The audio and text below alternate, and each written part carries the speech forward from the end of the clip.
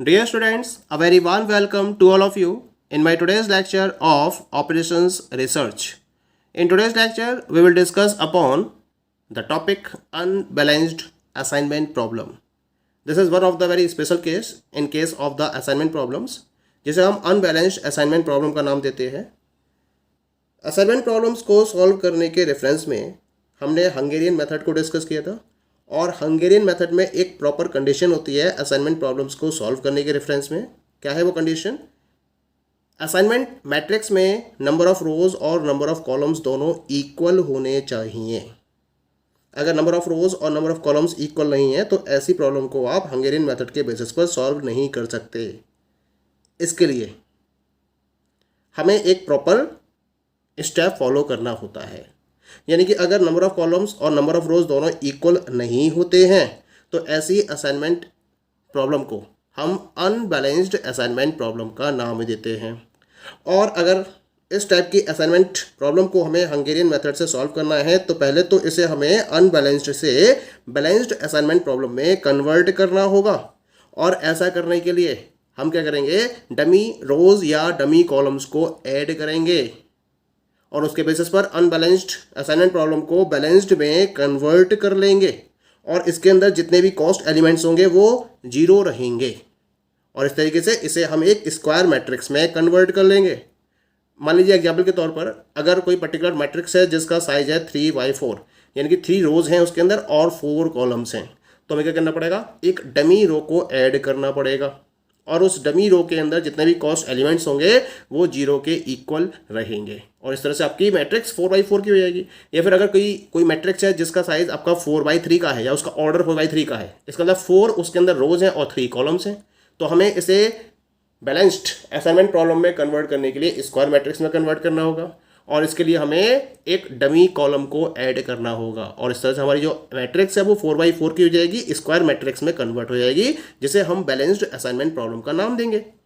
अब हम इस पर्टिकुलर बैलेंस्ड असाइनमेंट प्रॉब्लम में हंगेरियन मेथड को अप्लाई करते हुए इसका एक ऑप्टिमल सॉल्यूशन फाइंड आउट कर सकते हैं. That is clear. इसके रेफरेंस में एक प्रॉपर एग्जांपल मैं डिस्कस करूंगा कि किस तरह से हम प्रैक्टिकल बेसिस पर अनबैलेंस्ड असाइनमेंट प्रॉब्लम को सॉल्व कर सकते हैं. The question is as follows. A city corporation has decided to carry out road repairs on 4 main arteries of the city. The corporation has floated tenders and 5 contractors have sent in their bids. In order to expedite work, on road will be awarded to 1 contractor. यानी कि यहाँ पर एक corporation है जिसको 4 roads को repair करना है. ठीक है, सिटी की 4 आर्टरीज है, उन पर 4 रोड्स को रिपेयर करने के पॉइंट ऑफ व्यू से 5 कॉन्ट्रैक्टर्स हैं जिन्होंने अपना बिड सेंड किया हुआ है, जो टेंडर निकाला गया है कॉर्पोरेशन की तरफ से उसके रेफरेंस में. और यहाँ पर क्या है, एक कंडीशन है कि कंपनी क्या करेगी, केवल और केवल एक रोड को एक ही कॉन्ट्रैक्टर को अवॉर्ड कर सकती है. और इसके रेफरेंस में यहाँ पर कॉन्ट्रैक्टर और रोड्स में जो कॉस्ट ऑफ रिपेयर है उसको दे रखा है. C1, C2, C3, C4, C5 ये 5 कॉन्ट्रैक्टर्स हैं जिन्होंने 4 रोड्स R1, R2, R3 और R4 के रेफरेंस में अपनी कॉस्ट ऑफ रिपेयर को बिड के मीडियम से सेंड किया है. ठीक है, जैसे कि इंफॉर्मेशन आपको इस पर्टिकुलर टेबल में अवेलेबल है. आपको करना क्या है, इसके साथ में 2 पर्टिकुलर वे में इसको सॉल्व करना है. The first one is the find the best way of assigning the repair work to the contractor and cost. और सेकेंड वन है इसके अंदर which of the contractor will be out in bid.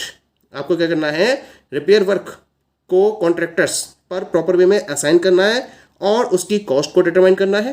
ठीक है, ये minimum cost क्या हो सकती है.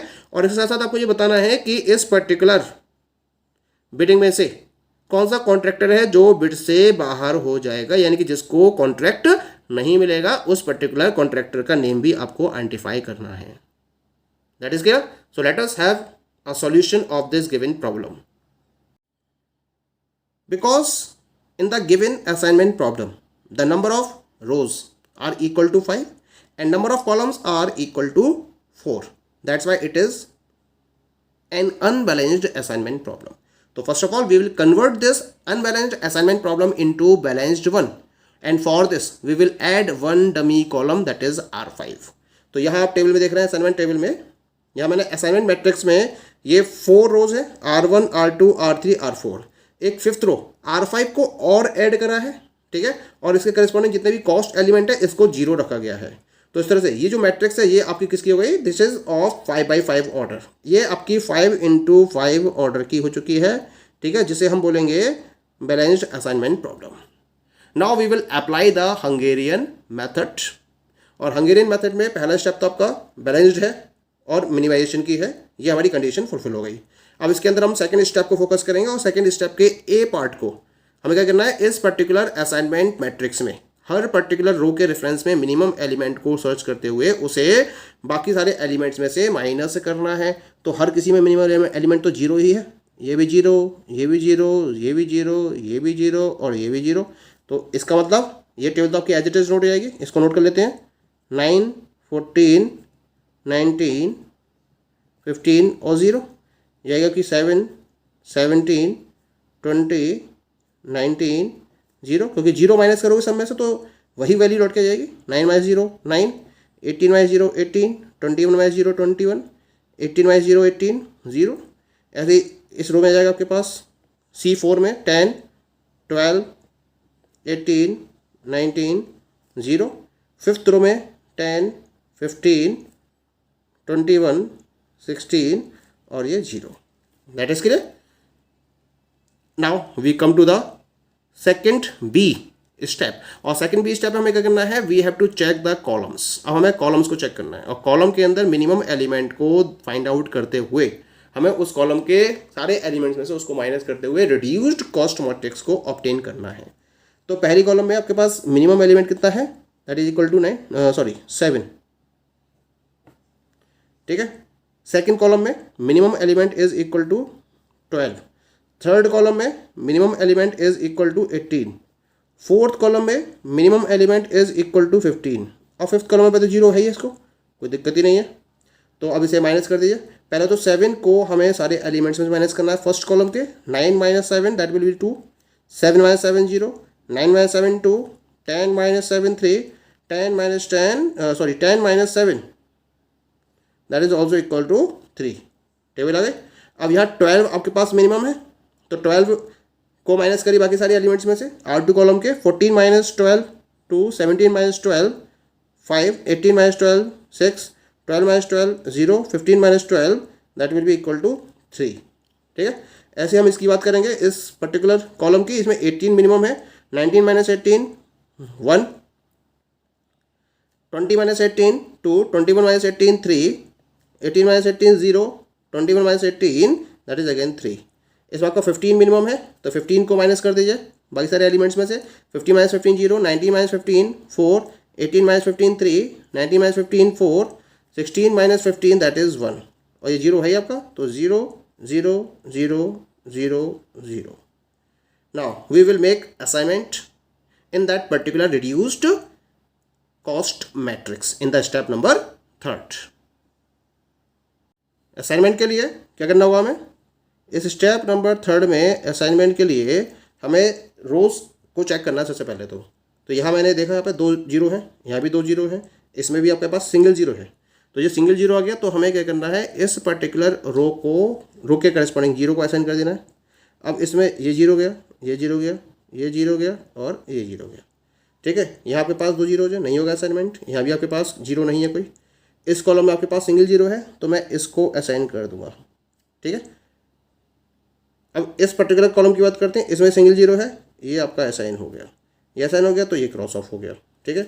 इस कॉलम में कोई 0 नहीं है, इस कॉलम में ये सिंगल 0 है, तो ये आपका असाइन हो गया, ठीक है। अब असाइनमेंट हमारे नहीं हो सकते, यहाँ हमारा असाइनमेंट कंप्लीट नहीं हुए। हमें असाइनमेंट कितने चाहिए थे, 5, अब की ऑब्टेन कितने हुए हमें, 4 असाइनमेंट्स। तो किस रो में असाइनमेंट नहीं हुआ है, अगले रूल को हम फॉलो करते हैं। तो इस पर्टिकुलर रो में असाइनमेंट नहीं हुआ है, इसको मैंने टिक कर दिया। इसके करस्पॉन्डिंग कोई 0 है, तो 0 है, ये 0 है R5 के करस्पॉन्डिंग, तो हम इस कॉलम को टिक कर देंगे। अब जो कॉलम मैंने टिक किया है उसके करस्पॉन्डिंग में देखूंगा कोई 0 असाइन तो नहीं है, तो इसके करस्पॉन्डिंग इस कॉलम में ये 0 असाइंड है, तो इसके करस्पॉन्डिंग C3 रो है, तो फिर मैंने इसको टिक कर दिया, ठीक है। अब जिन पर्टिकुलर रोज को लाइन टिक नहीं किया गया है उनको मैं एक लाइन से कवर करूँगा, इसको भी कर दिया और इसको भी कर दिया। और जिन कॉलम को टिक किया गया है उनको भी मैं एक लाइन से कवर करूँगा। यहाँ तक तो क्लियर हो गया मेरे पास, ठीक है। अब क्या करना है मुझे, अब मुझे देखना है कि जो अनकवर्ड एलिमेंट्स हैं उसमें से मिनिमम कितना है, क्योंकि अनकवर्ड में जीरो तो होगा ही नहीं, जीरो तो हमारे सारे कवर्ड हो चुके हैं। अनकवर्ड में मिनिमम है यहाँ पर 2 6 3 3 3 3 3 1, तो 1 इज़ द मिनिमम। तो इस 1 को हमें सब्ट्रैक्ट करना है फ्रॉम द अनकवर्ड एलिमेंट्स, ठीक है, और ऐड करना है जहाँ पर ये क्या हो रहे हैं, जहाँ पर ये क्रॉस कर रहे हैं एक दूसरे को, तो क्रॉसिंग हो रही है यहाँ पर, तो ये आपके पास, और बाकी पर कोई इफेक्ट नहीं रहेगा। तो अगली टेबल क्या मिलेगी हमें, 2 2 1 0 1 0 5 2 4 1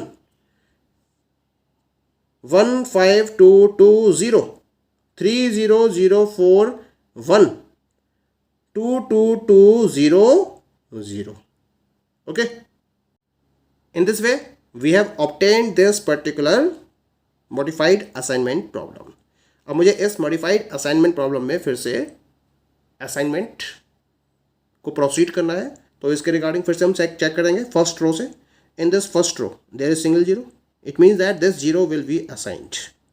इसको मैंने कर दिया असाइंड, और इसके करस्पॉन्डिंग कॉलम में जीरो है, इसको कर दिया क्रॉस ऑफ, ठीक है। Again in this particular row there is single zero, इसको मैंने असाइन कर दिया, इसके करस्पॉन्डिंग कॉलम में कोई जीरो नहीं है। Then come to the third row, इस थर्ड रो में ये सिंगल जीरो है, तो इसको भी मैंने असाइन कर दिया, और इसके करस्पॉन्डिंग कॉलम में इस जीरो कर दिया क्रॉस ऑफ। अगेन इसमें आपके पास दो जीरो है, इसको हम असाइन नहीं कर सकते। Now move to the column, इस कॉलम में असाइनमेंट हो चुका है, इस कॉलम में ये सिंगल जीरो है, तो इसको हम असाइन कर देंगे, ठीक है, और इसके करस्पॉन्डिंग ये जीरो हो जाएगा क्रॉस ऑफ। सारे जीरोस फिनिश हो चुके हैं, ठीक है, कोई भी जीरो लेफ्ट नहीं है। लेकिन हमारी असाइनमेंट की प्रॉब्लम अभी सॉल्व नहीं हुई है, क्योंकि हमारी एक रो है जिसमें असाइनमेंट नहीं हुआ है, and this is the row 5C5। C5 में कोई असाइनमेंट नहीं हुआ है। तो अब हमें फिर से एक रिवाइज्ड कॉस्ट मैट्रिक्स को ऑब्टेन करने के लिए फर्दर स्टेप्स को फोकस करना होगा। तो ये देखिए कि किस पर्टिकुलर रो में असाइनमेंट नहीं हुआ है। This is the fifth row, इसके करस्पॉन्डिंग एक टिक नोट कर दीजिए। अब इसके करस्पॉन्डिंग चेक करिए, जीरोस तो नहीं है, 1 2 ये जीरोज है, तो इनके करस्पॉन्डिंग एक तो आ गया R4 कॉलम, इसको टिक कर दीजिए, और R5 कॉलम इसको भी टिक कर दीजिए, ठीक है। अब इनमें चेक करिए कोई असाइंड जीरो तो नहीं है। R4 कॉलम में ये जीरो असाइंड है, तो इसके करस्पॉन्डिंग C1 रो टिक हो जाएगी, और R5 कॉलम के करस्पॉन्डिंग ये जीरो असाइंड है, जो C3 रो के करस्पॉन्डिंग है, तो C3 रो आपकी टिक हो जाएगी। अब जो रो टिक नहीं है उनको मुझे एक लाइन से कवर करना है, जो कॉलम टिक है उनको मुझे एक लाइन से कवर करना है। तो इसके लिए आपके पास C2 रो ये टिक नहीं है, इसको मैंने एक लाइन से कवर कर दिया। C4 रो को भी मैंने एक लाइन से कवर कर दिया। ऐसे ही आपका R4 कॉलम हो जाएगा, और इधर आपका R5 कॉलम हो जाएगा, जो एक लाइन से कवर हो जाएगा। That is clear. अब हमारे सारे जीरोस कवर हो चुके हैं। अनकवर्ड एलिमेंट में जो मिनिमम है, एंड द मिनिमम इज 1, इस 1 को सब्ट्रैक्ट करना है अनकवर्ड में से, ऐड करना है जहां इंटरसेक्शन हो रहा है लाइंस का, और बाकी पर कोई इफेक्ट नहीं रहेगा। तो नई जो हमारे पास रिवाइज्ड कॉस्ट मैट्रिक्स आएगी, it will be as follows: 2 - 1 1 2 - 1 1 1 - 1 0, 1 - 1 0, 5 - 1 4, 2 - 1 1। ये 0 एज इट इज रहेगा, 5 as it is, 2 as it is. अच्छा, 4 पर इंटरसेक्शन हो रहा है लाइंस का, 4 + 1 5 हो जाएगा, और 1 पर भी इंटरसेक्शन हो रहा है, तो 1 + 1 2 हो जाएगा। ये 0 एज इट इज रहेगा, ये 1 एज इट इज रहेगा, ये 2 एज इट इज रहेगा, ये 0 एज इट इज रहेगा, ये 3 as it is, 0 as it is, 0 as it is, 4 + 1 5 हो जाएगा, और 1 + 1 यानी कि 2 हो जाएगा। ये 2 - 1 1 2 - 1 1 2 - 1 1, ये 0 एज इट इज रहेगा, और ये 0 भी एज इट इज रहेगा। तो हमारे पास ये revised opportunity cost matrix obtain हो चुकी है। अब क्या करना है मुझे, अगेन इसमें असाइनमेंट फॉलो करने हैं। तो असाइनमेंट के लिए फिर से चेक करेंगे, यहाँ आपके पास 2 जीरोज हैं इस रो में, असाइनमेंट नहीं होगा। इसमें सिंगल जीरो है, तो इसको हम जीरो को असाइन कर देंगे, और इसके करस्पॉन्डिंग कॉलम में जीरोज को क्रॉस ऑफ कर देंगे। Again move to the next one, इसमें आपके पास 2 जीरोज हैं, यहाँ भी 2 जीरोज हैं, यहाँ भी 2 जीरोज हैं। मूव टू द कॉलम्स, इस कॉलम में सिंगल जीरो है, ये असाइनमेंट हो चुका है यहाँ पर। इसमें सिंगल जीरो है, तो इसको आप असाइन कर दीजिए, इसको असाइन करेंगे तो ये जीरो क्रॉस ऑफ हो जाएगा ऑटोमेटिकली, ठीक है। फिर यहाँ भी हम 2 जीरो कंसीडर करेंगे फिलहाल, तो यहाँ भी हम 2 जीरो, और यहाँ भी आपके पास 2 जीरोज हैं। Again come to the row, अब हम जो क्रॉस ऑफ हो चुके हैं उनको कंसीडर नहीं करेंगे। यहाँ आपके पास 2 जीरोज हैं, यहाँ आपका असाइनमेंट हो चुका है, ये क्रॉस ऑफ है तो सिंगल जीरो मानेंगे इसको हम, तो इसी वजह से इसको हम असाइन कर देंगे। इसको असाइन करेंगे तो ये जीरो क्रॉस ऑफ हो जाएगा, ठीक है। अब यहाँ पर आपका असाइंड है, ये जीरो, यहाँ भी आपके पास एक क्रॉस ऑफ है, तो सिंगल जीरो ही मानेंगे इसको हम। सिंगल जीरो मानेंगे तो ये आपका असाइन हो जाएगा, और ये असाइन हो जाएगा तो इसके करस्पॉन्डिंग ये जीरो क्रॉस ऑफ हो जाएगा। Again move to the column, यहाँ असाइनमेंट हो चुका है, यहाँ असाइनमेंट हो चुका है, यहाँ पर आपका सिंगल जीरो ट्रीट करेंगे, इसे हम सिंगल जीरो ट्रीट करेंगे तो इसको हम असाइन कर देंगे। ठीक है, तो इस तरह से हमारे सारे असाइनमेंट हो चुके हैं यहाँ पर। अब हमारे असाइनमेंट्स कंप्लीट हो चुके हैं। देखिए कितने असाइनमेंट्स हैं, 1 2 3 4 5। तो यहाँ लिख देंगे नीचे because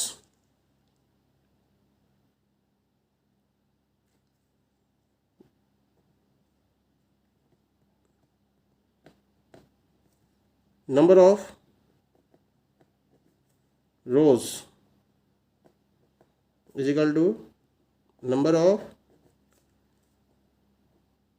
columns is equal to number of assignments.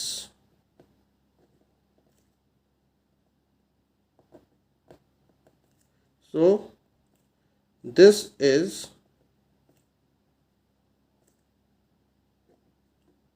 optimal solution. Now we will check the pattern of assignment of the contractor to the roads. किस रोड पर किस कॉन्ट्रैक्टर को असाइन किया गया है। तो यहाँ पर R3 रोड की बात R1 रोड की बात करेंगे तो C2 कॉन्ट्रैक्टर को, R2 पर C4 को, R3 पर C1 को, R4 पर C5 को और R5 पर C3 कॉन्ट्रैक्टर को असाइन किया जाएगा। तो इसको हम नोट कर लेते हैं और इसके बेसिस पर हम देखते हैं कि टोटल कॉस्ट कितनी आएगी हमारी। Now we will find the answer of the question number 1। तो हमें यहाँ पर एक प्रॉपर असाइनमेंट करना है to the roads and contractor, और इसके साथ साथ हमें total minimum cost in rupees lakhs में डिटरमाइन करनी है। तो रोड्स कौन कौन सी हैं आपके पास, रोड्स आपके पास R1 R2 R3 R4 R5। ठीक है, कॉन्ट्रैक्टर्स कौन कौन से असाइन होंगे। R5 क्या आपके पास, R5 है dummy.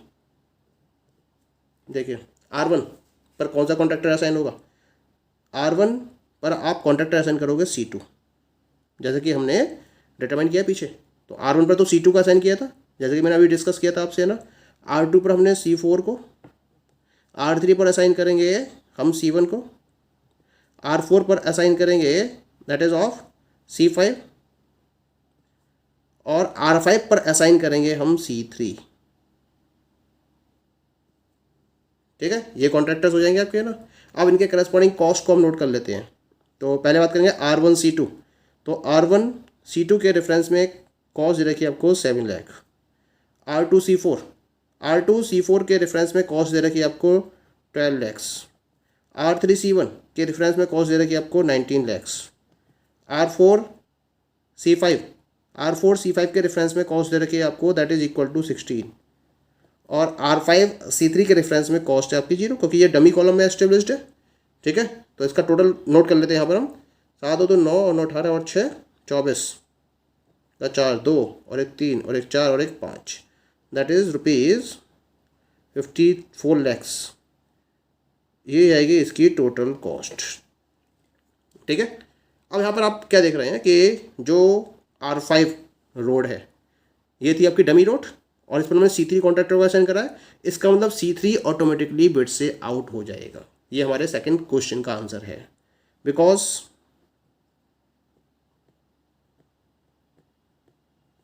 C3 is assigned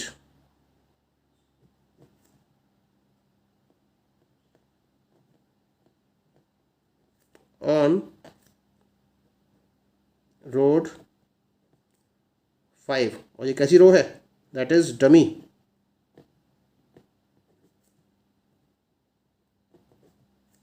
it means